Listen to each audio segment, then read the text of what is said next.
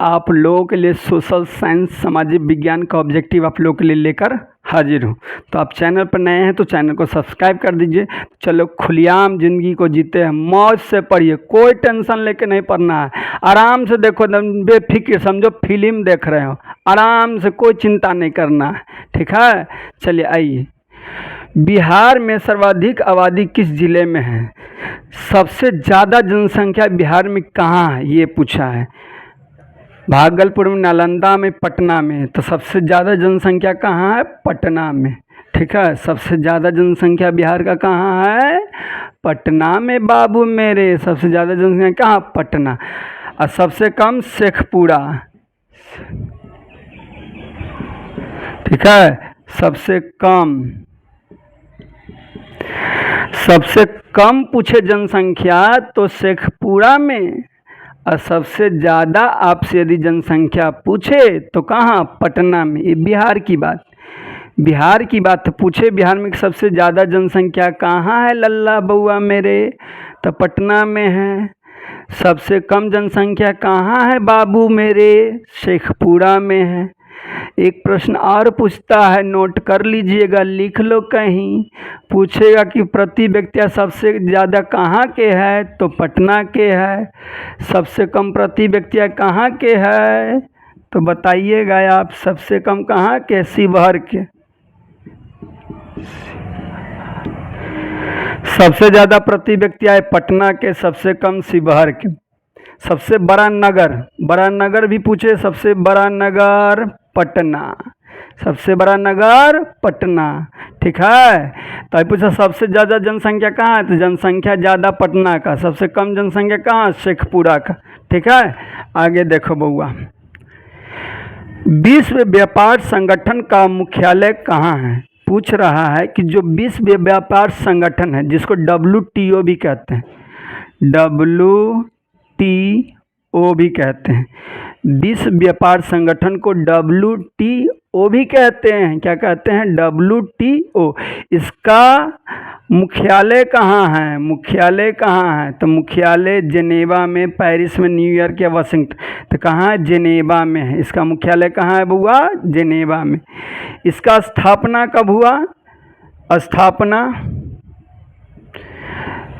तो 1995 में, याद रखिएगा, ठीक है।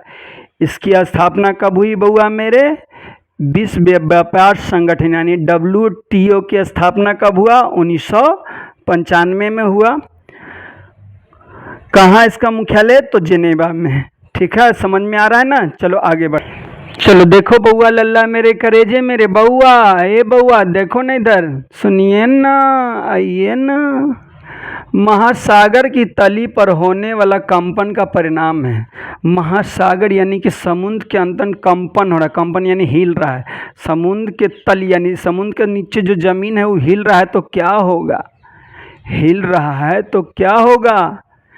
भूस्खलन होगा, चक्रवात आएगा, सुनामी आएगा, या इनमें से कुछ नहीं। तो क्या आएगा? सुनामी आएगा।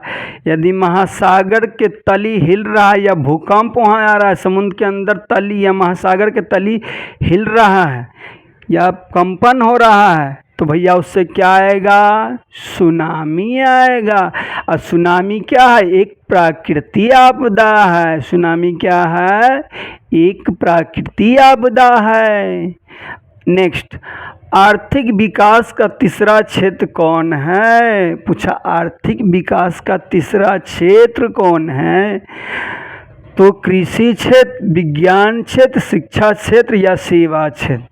तो तीसरा क्षेत्र सेवा क्षेत्र को कहते हैं। तीसरा क्षेत्र किसको कहते हैं? सेवा क्षेत्र को। यह है तीसरा क्षेत्र, ठीक है। आर्थिक विकास का तीसरा क्षेत्र को कहते हैं सेवा क्षेत्र। आर्थिक विकास का दूसरा क्षेत्र है ये कौन सा क्षेत्र? सॉरी, पहला क्षेत्र है। आर्थिक विकास का पहला क्षेत्र पूछे तो कृषि क्षेत्र बउआ। आर्थिक विकास का तीसरा क्षेत्र बोले तो सेवा क्षेत्र मेरे लल्ला। और दूसरा बोले आर्थिक विकास का दूसरा क्षेत्र तो औद्योगिक।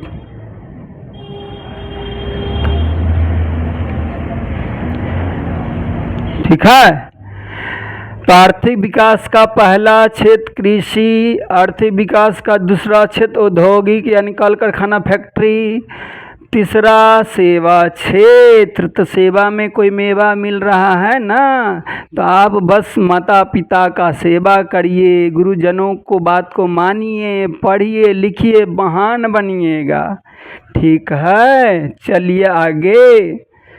सुदूर संवेदी उपग्रह रिमोट सेंसिंग उपग्रह का उपयोग होता है। पूरा सुदूर संवेदी उपग्रह यानी रिमोट सेंसिंग उपग्रह, इसका उपयोग हम लोग किस लिए करते हैं? जैसे थर्मामीटर से लगाते हैं तो बुखार का पता करता है ना बुआ, यानी टेम्परेचर, शरीर का गर्मी बता। तो उसी तरह ये सुदूर संवेदी उपग्रह क्या करता है, इसका काम क्या है? दूर संचार के लिए, मौसम विज्ञान के लिए, संसाधनों की खोज के लिए या दूरदर्शन के लिए। तो सुदूर संवेदी उपग्रह से क्या करते हैं? संसाधन का खोज यानी संसाधन का पता लगाते हैं। किसका पता लगाते हैं बउआ मेरे लल्ला मेरे? संसाधन का पता लगाते हैं। समझ में आया? चलो आगे। मानव जनित आपदा है। मानव जनित आपदा जो मनुष्य के द्वारा होगा वो मानव जनित आपदा, अपने आप हुआ वो प्राकृतिक आपदा। जैसे भूकंप अपने आप हुआ तो प्राकृतिक आपदा, सुनामी अपने आप हुआ तो प्राकृतिक आपदा, बाढ़ आया वो प्राकृतिक आपदा, भूस्खलन आया प्राकृतिक आपदा। समझे कि नहीं? बादल का फटना प्राकृतिक आपदा, सुनामी का आना प्राकृतिक आपदा, ये सब क्या है? सुखाड़ आना प्राकृतिक। अब मानव जन्य आपदा में आतंकवाद होना, रेल दुर्घटना होना, सड़क दुर्घटना होना, सांप्रदायिक दंगा होना, तो ये सब किस में आएगा? मानवकृत में। ठीक है, यानी मानव द्वारा होने वाला घटना है। तो मानव जनित आपदा कौन है? बाढ़, तो ये तो प्राकृतिक आपदा है। भूकंप ये भी प्राकृतिक आपदा है, और सुनामी भी प्राकृतिक आपदा है। तो आतंकवाद क्या है? मानव जनित आपदा। आतंकवाद क्या है बउआ मेरे? मानव जनित आपदा। ठीक है, समझ में आ रहा है कि नहीं आ रहा? चलिए आगे। भारत में योजना आयोग का गठन कब किया गया? पूछ रहा है कि योजना आयोग, ठीक है, किसका बउआ? योजना आयोग कब बना? किसके बारे में पूछ रहा है लल्ला मेरे बउआ मेरे? योजना आयोग के बारे में पूछ रहा है कि जो योजना आयोग है कब बना था। ठीक है, तो जो योजना आयोग बताइए, 15 मार्च 1950 को, 15 सितंबर 1950 को, 15 अक्टूबर 1951 को, या इनमें से कोई नहीं। तो बताइए योजना आयोग कब बना था? तब 15 मार्च 1950 को। योजना आयोग कब बना बउआ? 15 मार्च 1950 को। योजना आयोग कब बना? 15 मार्च 1950 को। अब इसका नाम बदल गया, योजना आयोग का नाम बदल गया। नाम बदल गया क्या? नीति आयोग।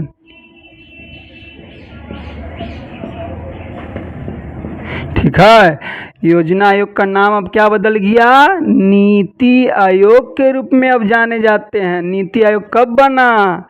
तो 1 जनवरी 2015 में बउआ। पहले था ये योजना आयोग जिसकी स्थापना 15 मार्च 1950 को हुआ था, लेकिन इसको नाम बदल के रख दिया गया नीति आयोग। इसका स्थापना कब हुआ नीति आयोग का? 1 जनवरी 2015 में। इसका अध्यक्ष कौन होते हैं? देश का प्रधानमंत्री। ठीक है, तो आगे बढ़े बउआ। चलो आगे बढ़ते हैं। और मेरे कलेजे के टुकड़े लल्ला मेरे, ध्यान से देख रहा, कितना तुमसे नन्ना मुन्ना भोला बच्चा है। पढ़ने में देखो कितना अच्छा तू लग रहा। पढ़ो, मेहनत करो। इतना ही मेहनत करिए ना कि आसमान भी आपका कदम छू ले। आसमान को छू लीजिए। ठीक है, इतना मेहनत करना है। आइए, भारत की वित्तीय राजधानी किस शहर को कहा जाता है? भारत की वित्तीय राजधानी यानी फाइनेंस कैपिटल। भारत का वित्तीय राजधानी, बार बार ये प्रश्न पूछेगा आपसे, ठीक है ना, कि भारत का वित्तीय राजधानी कौन है? तो भारत का वित्तीय राजधानी मुंबई को कहते हैं। भारत का वित्तीय राजधानी कौन है बउआ मेरे प्यारे मेरे नन्हा मेरे लल्ला मेरे? मुंबई को कहते हैं। समझ में आ रहा है ना? चलिए आगे।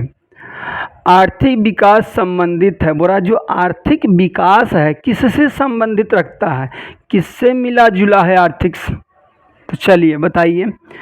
परिणात्मक परिणाम से, गुणात्मक परिवर्तन से, ए और बी दोनों से, या इनमें से कुछ नहीं। यानी ए और बी दोनों से। आर्थिक विकास किससे संबंधित है, परिणात्मक और गुणात्मक दोनों से संबंधित है। परिणात्मक और गुणात्मक दोनों से बहुआ।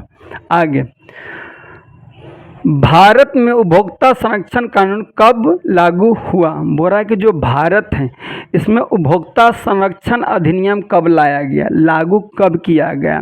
ठीक है, 1968 में, 1986 में, 1984 में, या 1976 में। तो कब बना बउआ, 1986 में उपभोक्ता संरक्षण अधिनियम लाया गया। कब लाया गया, 1986। ठीक है, आगे देखो 1986 में लाएंगे। तो आई श्योर उम्मीद करते हैं कि आपको वीडियो अच्छा लग रहा होगा।